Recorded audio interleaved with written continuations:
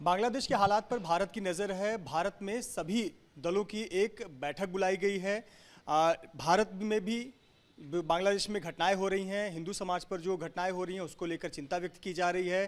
Bharatiya Janata party के प्रवक्ता विधायक राम कदम हमारे साथ हैं, जिनका आरोप है कि कई राजनीतिक दल सिर्फ इसलिए नहीं बोल रही हैं क्योंकि उन्हें उनके वोट बैंक खोने का डर सता रहा है। राम कदम जी, स्वागत है आपका एबीपी न्यूज़ पर। बांग्लादेश में जिस प्रकार की घटनाएं हो रही हैं चिंताजनक है। खबरें आ रही हैं कि वहाँ हिंदू समाज पर हमले हो रहे हैं, मंदिरों को निशाना बनाया जा रहा है। देखिए, जिस प्रकार से बांग्लादेश की भूमि पर हमारे लोगों का खून बहाया जा रहा है, उन्हें पीड़ित प्रताड़ित किया जा रहा है, मंदिरें तोड़े जा रहे हैं, इतनी सारी घटनाएं होने के बावजूद भी जो उद्धव ठाकरे अपनी शिवसेना को असली शिवसेना कहते हैं, वो चुप क्यों है?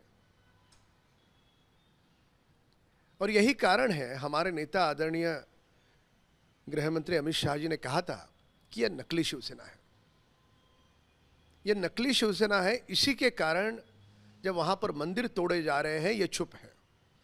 वहां पर हमारे लोगों को मारा जा रहा है, खून किया जा रहा है, उनका खून रस्से पे बहाया जा रहा है, तो भी वो चुप है। यही कारण है।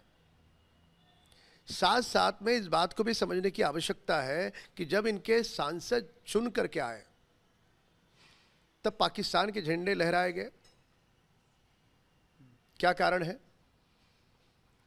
जब स्वर्गीय बाला साहब ठाकरे थे तब असली शिवसेना थी। तब देश भर के नेता बाला साहब को मिलने के लिए मुंबई आया करते थे। अब यह नकली शिवसेना है, इसके लिए उद्धव ठाकरे की मजबूरी है, उनको दिल्ली जाना पड़ रहा है। दिल्ली जाकर के वे हाथ जोड़ेंगे, मत्था टेकेंगे। जब सदन में स्वयं उद्धव ठाकरे कह रहे थे कि सचिन वाजे कोई लादेन नहीं है, उसका पक्ष ले रहे थे, और वही सचिन वाजे ये कैसे वसूलीबाज थे करके इनके रोज कपड़े फाड़ रहा है, एक के ऊपर एक सबूत दे रहा है। उसमें बड़े पवार, महाराष्ट्र में बड़े पवार तो एक ही है, शरद पवार, जयंत पाटिल, अलग अलग नाम सामने आ रहे हैं। खुल करके वो कह रहा है कि वो नंबर दे रहा है, उसका सीडीआर चेक करो, खुद का नार्को करने के लिए वो तैयार है। अब आरोप अनिल देशमुख पर है, आरोप इनकी सरकार पर है, उद्धव ठाकरे की सरकार पर है। तो जो मुखिया थे उस समय सरकार के, स्वयं उद्धव ठाकरे, क्या इनकी नैतिक जिम्मेदारी नहीं है कि वो खुल करके कहे कि वे खुद भी स्वयं नार्को टेस्ट के लिए तैयार है? किसने रोका इनको? अगर अनिल देशमुख, उद्धव ठाकरे, जयंत पाटिल और ये बड़े पवार, इनमें अगर नैतिकता है, इनमें अगर प्रामाणिकता है, तो सबूतों के साथ वाजे जो इनके रोज कपड़े फाड़ रहा है, तो उसके लिए सामने आकर के खुलकर क्या ये लोग नार्को टेस्ट के लिए तैयार है? कोई भी नहीं तैयार होगा। तो वजह क्या मानते हैं कि एक जो सामना मुखपत्र है शिवसेना उद्धव बाला साहब ठाकरे गुट का, उसमें सब तमाम विषयों पर लिखा जाता है, केंद्र सरकार हो, पीएम मोदी हो, उन पर निशाना साधा जाता है। बांग्लादेश के मुद्दे पर एक कोने पर एक आर्टिकल भी नहीं है।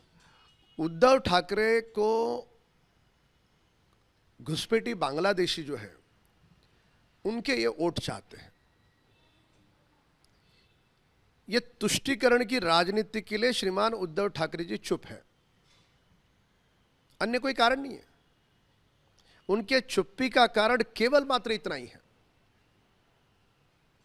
यह यदि असली शिवसेना होती तो ऑटो को लात मार करके जो वहां पर हमारे मंदिर तोड़े जा रहे हैं ना, उस पर बोलती, पर ये बोलेगी नहीं।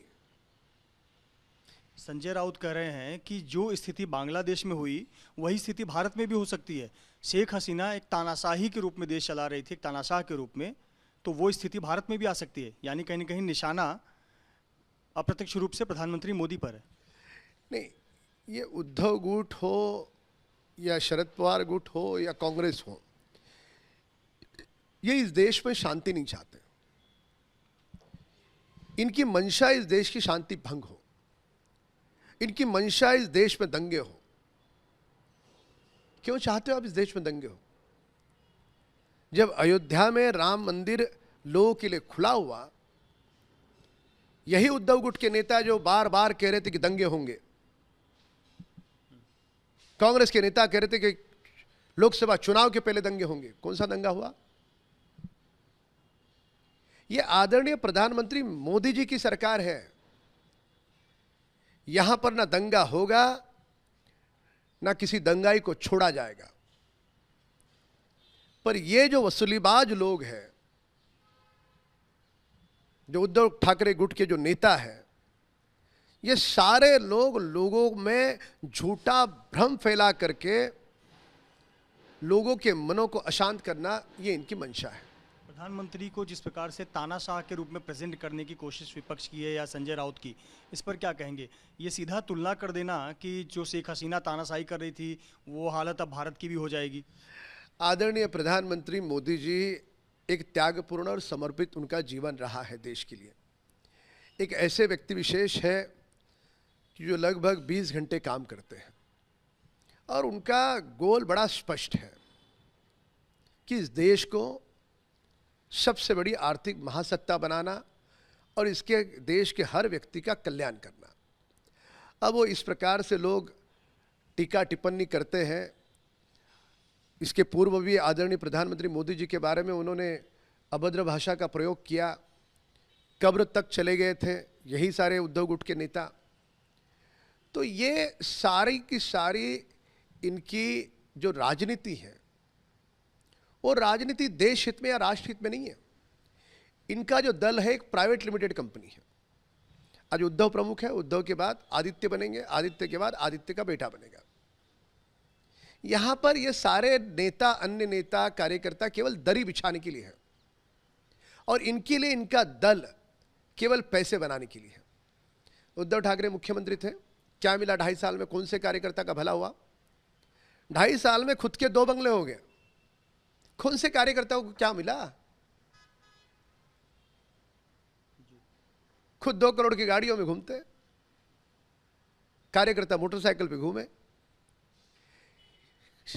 नकली शिवसेना ये दल नहीं, ये प्राइवेट लिमिटेड कंपनी है, खुद का भला करने के लिए और सत्ता में आने के बाद लोगों को लूटने के लिए।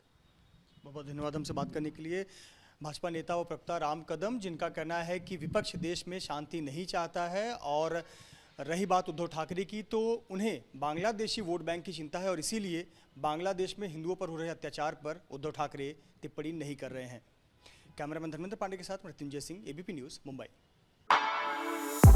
For exclusive and insightful videos, subscribe to our new channel ABP Live Premium.